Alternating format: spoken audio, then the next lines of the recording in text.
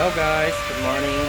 So ngayon guys, maglalagay tayo ng CHE bushing ng rocker arm. Ito siya guys, may nailagay na akong iba. So ayan, makikita nyo. Ito siya. Ayan. So ayan yung ating ilalagay dito sa rocker arm. Ayan. Dalawa siya kabilaan.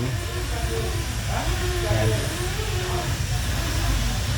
Kabilaan yung mga bushing niya, tapos ito yung kanyang pinaka roller, yan special. So kakabit natin siya dito sa Corvette, yan.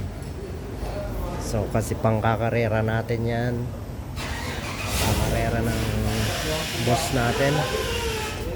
So papakita ko sa inyo kung paano siya ilagay. So ayan, CHE for high RPM performance. Kung nakikita nyo, kailangan natin ipit sa gato. So ito yung nilagay natin, yan. Yeah. So magtatanggal tayo ng isa dito. Ito yung original nya, yung original na rocker arm, yan. So papalitan natin siya ng nito. Ganito siya guys. Ayan.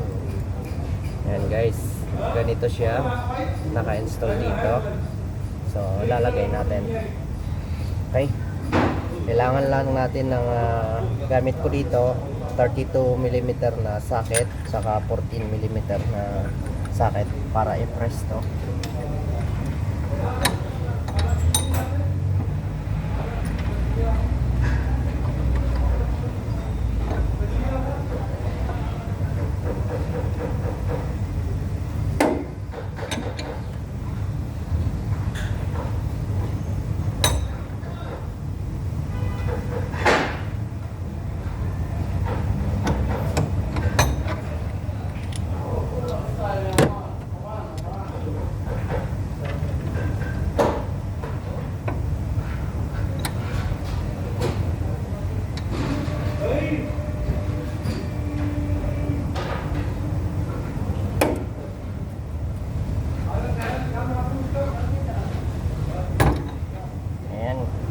Guys, magtanggal nito.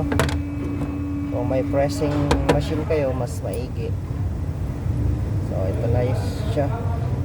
So ito yung original nya. Ayan, natanggal na natin. Okay, ayan, yan yung original nya. Papalitan natin siya ng ganito. Kailangan natin i-lubricate. Itong video na to ay para lang po sa mga di pa wala pang experience sa mga ganito.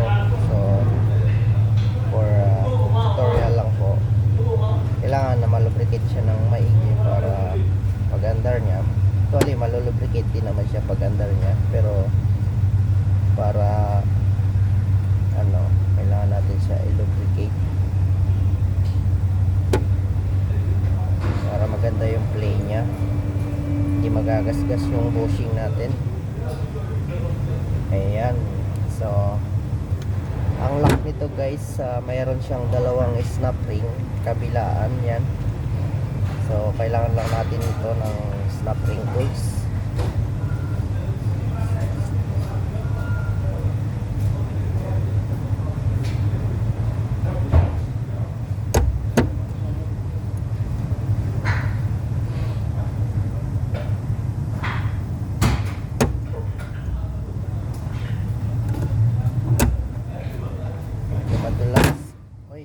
Madulas lang kasi medyo matigas nitong lock niya.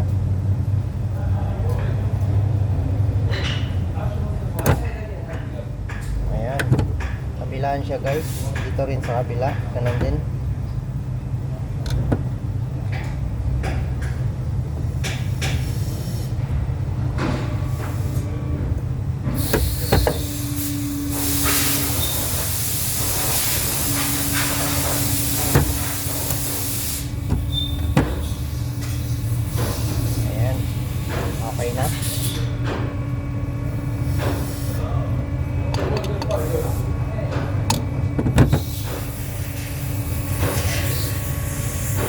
maganda yung play niya.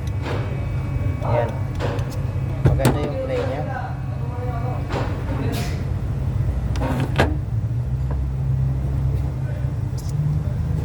Okay, ano lang guys. So, tuloy na natin to. Thank you.